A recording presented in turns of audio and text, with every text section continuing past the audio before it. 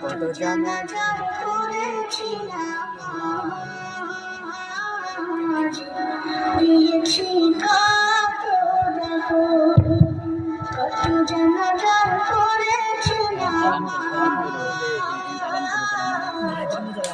একটি শোক সংবাদ মোগরখাল গ্রাম নিবাসী মরহুম আব্দুল করিম সাহেবের বড় ছেলে আব্দুল জব্বার সাহেব আজ বিকাল 4:30 তাহার নিজ বাসভবনে ইন্তেকাল করিয়াছেন।